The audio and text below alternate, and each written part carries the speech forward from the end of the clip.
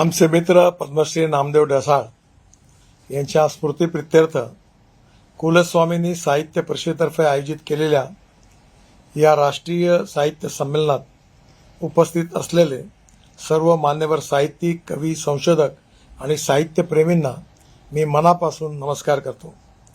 आज आपल्या सर्वांना नामदेव ढसाळ यांची आठवण होते आहे। मलाही पण त्यांचं सान्निध्य अनेक वर्ष मिळालं। मी विधिमंडळात असताना त्यांच्याबरोबर सहकार्याने काम करण्याची संधी मिळाली।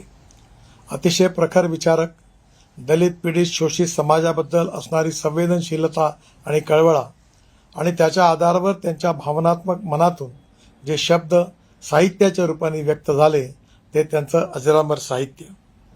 ढसाळांनी साहित्याला दिलेली भाषा ही प्रामाणिकपणा आणि विद्रोह या आपल्या समाजाच्या आत्म्याचा खराखुरा आवाज आहे हे त्यांच्या साहित्यातून सिद्ध केलं। त्यांनी जे शोषित पीडितांचा जो आवाज होता तो त्यांच्या साहित्यातून बुलंद केला।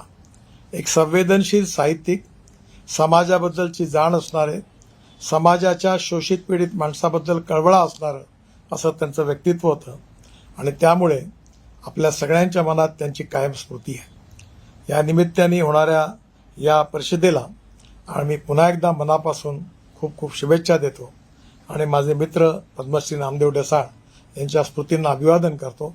खूप खूप धन्यवाद। नमस्कार।